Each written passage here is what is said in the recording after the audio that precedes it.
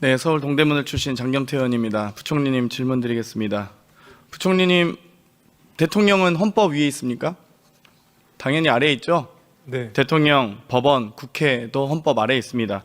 유일하게 헌법 위에 있을 수 있는 사람은 국민 아니겠습니까? 주권자인? 네. 결국 헌법을 해석하는 궁극적인 최후의 보루는 국민입니다. 그렇기 때문에 국민들이 위임한 권한으로 저희가 이 자리에 서 있을 수 있다고 생각합니다. 그렇지 않습니까? 네, 일단 그렇게 합니다. 부총리님은 그 자리에 어떻게 임명되셨습니까? 대통령이 지명하신 거죠? 네. 네, 그렇습니다. 그런데 지금 대통령이 있는 상황입니까? 지금 우리나라에? 국민 주권자로부터 위임받은 권한을 행사하는 대통령은 없습니다. 맞습니까? 네. 예, 그래서 오히려 이런 참 괴례적인 상황을 저희가 이제 종식해야 된다고 생각합니다. 지금 현재 정권은 민주적 대표성을 상실했고 또 정권의 정통성도 파기된 상태다. 그렇기 때문에 현상 유지만 해야 된다고 생각을 합니다. 지금 부총리께서는 당연히 지명 이후에 인사청문회를 거쳐서 국무위원회 자리에 가신 겁니다. 맞습니까?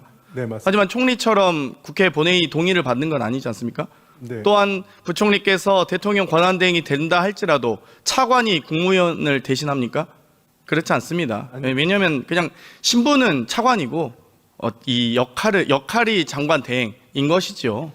이 국회법이 정하는 절차, 인사청문회를 거치든지 총리 이상은 국회 본회의의 동의를 받도록 되어 있습니다. 그게 바로 헌정 질서라고 우리는 보통 배웁니다. 아마 우리 부총리께서 아마 제가 보기엔 4월 30일부로 다시 권한대행이 되실 것 같습니다. 그렇게 그 예측은 어려우시겠죠. 지금 어제 제가 귀국하셨으니까요. 네. 이 한덕수 국무총리의 헌법재판소 탄핵 기각 사유를 보면 이 헌재의 위헌적 상황은 다 인용하고 있습니다. 하지만 시기적인 부분에 대해서 지체 없이 임명해야 한다는 부분에 대해서만 강제의 효력을 발휘하지 않는다라고 합니다. 그런데 헌재 판결 이후에도 임명하지 않았던 최상목 부총리의 이 사실 사유는 저는 탄핵 인용 사유라고 생각합니다. 당시 한덕수 총리의 탄핵 심판과는 완벽하게 다르다고 말할 수 있겠습니다. 다시 한번 이 부분을 4월 30일 날 또다시 대통령 권한대행이 되실 것 같아서 이 자리를 빌어서 공개적으로 말씀드리고 싶고요. 방금 존경하는 조배수 의원님께서 검찰 특활비 특경비에 대해서 이 내 돈 내수다라는 얘기를 하셨습니다. 현재도 수사비 1267억이 있습니다. 저는 법사위의 예결소위 위원장으로서 이 검찰의 특활비 특경비 심사를 했습니다. 결산 심사 당시에도 내역을 달라라고 했고 국정감사 당시에도 달라고 했고 예산심의 당시에도 달라고 했지만 아무런 내역을 받지 못했습니다. 그런데 내 돈 내수다라는 근거 없는 허무맹랑한 특활비 없다고 해서 수사 못한다라는 허무맹랑한 말씀에 대해서 지적하지 않을 수 없고요. 수사비는 더 큰 1267억이나 편성되어 있다. 그리고 그 수사비 내역은 단 한 푼도 손대지 않았다는 것 말씀드리고 싶고요. 집행 내역은 받아본 적이 없습니다. 그렇기 때문에 이 부분 한 번 더 지적하고 싶습니다. 부총리님 6월 24일 날 갤럭시 핸드폰 Z 폴드 5 쓰시다가 12월 7일 날 내란 이후에 핸드폰 바꾸셨습니다.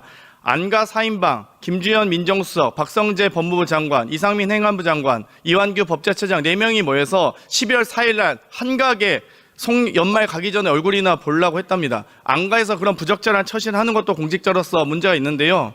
이상민 행안부 장관은 왜 안 바꿨나 했더니 비아폰 사용했다고 합니다. 그런데 12월 7일 날 S24 울트라에서 Z 폴드 6로 바꾸셨어요.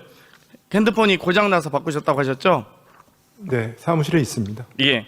그러면 그 내용에 사실상 내용에 이 주소록이나 혹은 자료 같은 거 삭제하신 거 없으신 거죠? 그건 없습니다. 초기화하시거나 삭제하신 거 없으셔야 됩니다. 증거인멸이 될 수 있기 때문에. 근데 사실 일반적으로 이 사양을 보통 바꿀 때는 좋은 성능의 핸드폰을 바꿉니다. 그런데 S24 울트라가 폴드 6보다 더 좋은 건 아시나요? 전 잘 모르겠습니다. 예, 해상도 면이나 배터리 수명이나 충전 속도나 카메라 성능 등이 모두 다 좋습니다. 근데 보통 핸드폰 살 때 좀 저는 개인적으로 그게 더 화면이 크기 때문에 선호합니다. 네, 알겠습니다. 그렇게 답변하실 것 같았습니다. 오영주 우리 중기부 장관님 질문 드리겠습니다. 네. 산자위에서 그 비공개 간담회 관련된 존경하는 우리 김동화 의원님 질의 받으셨었죠. 국무회의에서 4월 8일 국무회의 전에 사전 간담회 참석하셨죠? 참석했습니다. 예. 네. 그때 몇 분 전 간담회 참석하셨습니까? 굉장히 짧은 시간이었던 걸 기억. 그렇겠죠. 네. 그때 인사혁신처장과 이완규 법제처장 참석했습니까? 그 부분은 제가 솔직하게 기억이 잘 나지 않습니다. 네. 지금 이 4월 8일 날 헌법재판관 지명 관련된 사전 간담회 얘긴데요. 저희 법사위에서 많이 다뤘는데 7일 날 오전에 지명 통보받고 인사 관련 자료를 오후에 제출했다고 합니다. 그런데 24시간도 검증을 어디서 했는지 모르겠는데 24시간도 안 돼서 국무회의 사전 간담회 때 얘기하고 이 헌법재판관 지명을 발표하는데 이때 개최 통보 기간, 사전 간담회 통보 기간을 법제처까지 포함해서 합니다. 보통 인사할 때는 해당 당사자는 당연히 회피해야 되는 거 아닌가요? 장관님 어떻게 생각하십니까? 뭐 제가 답변드릴 일은 아닌 것 같습니다. 아니, 당연히 그러면 참석해서 본인과 인사와 관련된 얘기를 충분히 해도 된다라고 생각하시는 거죠?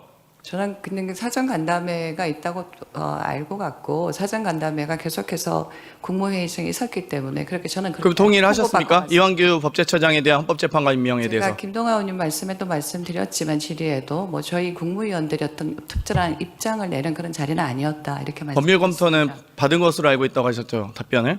아니요, 그건 계속 그렇게 물으셔서 제가 뭐 그러지 않으셨겠느냐 이렇게 말씀드렸었습니다. 지금 법무감사 담당관실에 따르면 법무법인 등의 법적 검토 의뢰한 사실이 없다고 합니다. 한덕수 총리께서 이완규 함상훈 헌법재판관 지명 관련돼서 법률 검토 안 받고 그냥 임의로 월요일 날 지명 통보하고 사전 간담회 하고 그리고 바로 발표한 겁니다. 24시간도 안 돼서 이렇게 졸속으로 헌법재판관 임명하는 경우가 어디 있습니까? 그런데 뭐 장관님께 제가 그걸 본인이 잘못했다 이렇게 얘기하고 싶진 않지만 여기에 대해서 국무위원으로서 여기 계신 분들도 다 책임감을 느끼셔야 된다는 차원에서 환기시켜 드리고 싶습니다.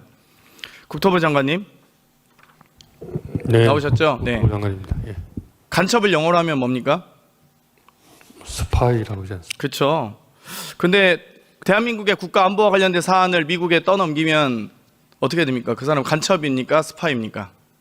산업과 관련된 건 산업스파이법 적용받겠죠. 근데 형법상 간첩죄 적용은 안 받겠죠. 굳이 국토부 장관이 답변을 그렇겠습니다. 네. 그러면 지금 이번에 2월 28일에 구글이 1대 5천의 고정밀 지도 데이터 반출을 요청한 적 있습니까? 네, 반출해서 지금 관계 부처 간에 심도 있게 검토를 하고. 구글이 신청 자격이 있나요? 일종의 민원인 입장에서 아니 정보공개법상 대상자가 특정되지 않으면 내국인을 대상으로 하지 외국인은 대상이 아닙니다. 알지 않습니까? 법률검토 받으셨을 거 아니에요. 그건 아니고요. 저희가 알기로는 저희 이제 공간정보관리법이라고 있습니다. 이 공간정보관리법상 기본 측량 성과를 국외 반출을 하고자 하는 자가 신청할 수 있도록 되어 있고 이 신청을 받으면 국토부 장관이 그렇죠. 협의체를 구성해서 그렇죠. 그 말씀하실 것 같았습니다. 지금 구글에 몇 대 몇 지도 지금 제공되고 있습니까? 25,000문의 그렇죠. 지도가 지금 기본적으로 지도 전형 3월 24일 날 국무조정실에서 한덕수 대행이 복귀 후에 국토부에 지도 반출 관련 보고 요청했죠. 국토부에. 정확히 제가 3월 24일 날짜 특정해서 지금 질문 드리고 있는 겁니다. 한덕수 총리님 복귀와 관계없이 3월 24일은 맞습니까? 날짜는 제가 정확하게 모르겠습니다. 확인해서 예. 제출해 주시겠습니까?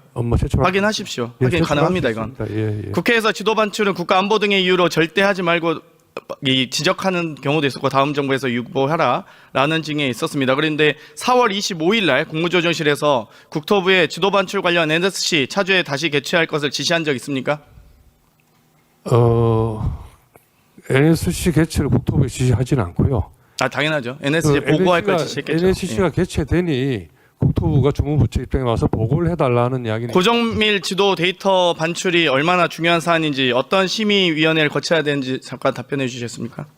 고정밀 지도에는 일단 국가 주요 안보 시설과 또 주요 시설의 좌표, 소위 말하는 동경 몇 도, 북위 몇 도라는 좌표가 그래서 국외 반출 협의회 의견 받아야 되죠. 그렇습니다. 그 절차를 국토부 장관님 어떤 의견 내셨습니까? 그 절차를 성실하게 진행하고 국외 반출 협의회에서 논의 구글 중에- 지도에 1대 5천 분의 1. 예, 논의 중에 있고요. 다들 그 그러니까 입장이 어떠시냐고요? 국익을 생각해서 신중하게 검토하려고 벨기에와 우크라이나에서 문제 되지 않았습니까? 지도 지금 어떤 지도 쓰세요 혹시? 어플에 지도 깔려 계시죠? 내비게이션 운전하시죠? 저는 네이버 지도를 주로 저도 네이버 지도 씁니다. 예. 근데 네이버 지도에는 공항이나 이런 주요 군사 시설 다 이 뿌옇게 흐려져 있습니다. 위성 근데 구글에서 시민이나 위성 지도로 보셨어요? 상당히 자세하게 나옵니다. 구글 지도는 제가 잘 한번 안 써서 보십시오. 예. 주무부처 장관이고 국토지리정보원 저도 가봤는데 거기서 아주 상세하게 예, 이 근데 국가 안보와 관련돼서 의원님, 국토지리가 얼마나 중요한지 배우지 않습니까? 내용은요, 저희가 지금 정문에서 어떤 알겠습니다. 결론도 내지 않고 성실하게 법적 그럼- 절차에 따라서 검토를 예, 검토 잘 하시기 바랍니다. 지금 반출 불허 의견이 지금 11개 부처에서 지금 여러 의견이 있는데 산자부 빼고는 없는 것 같은데 아무튼 국토부는 의견 아직 좀 내시지 않겠어요? 저희는 주무부처이기 때문에 민주당 알겠습니다. 의견을 곽기부 장관님. 신중하게 지금 검토. 알겠습니다. 곽기부 장관님 네, 지금 협의체 일원이신데 지금 구글의 데이터 고정밀 지도 데이터 제공하실 생각에 대해서 어떻게 생각하십니까? 일전에 NSC에서 이 문제를 논해서 본부처적으로 좀 대응하고 있습니다. 그러니까 입장이 어떠시냐고요? 곽기부. 저는 좀 유보하고 있습니다. 예. 외교부 장관님. 외교부는 그 문제에 대해서 직접적으로 논평할 입장은 없고요. 각 본부처 협의회 논의 과정을 지켜보고 있습니다. 국외 반출 시 가져올 국가안보 우려 해소 전까지는 신중해야 된다라는 의견 내지 않으셨어요? 외교부가? 기본적으로 그렇습니다. 당연히 신중해야죠. 왜냐하면 어떻게 보안 자료를 지킬지, 보안 지침을 지켜줄지 구글이 모르지 않습니까? 저희가 뭐 압수수색 하실 수 있으세요? 구글을? 대한민국 정부가? 네이버나 닿으면 되겠죠. 구글 못 하시잖아요. 그러니까 벨기에에서도 소송까지 간 거 아닙니까? 행자부 장관 대리인분께서 네, 기재실. 행자부 의견 어떠세요?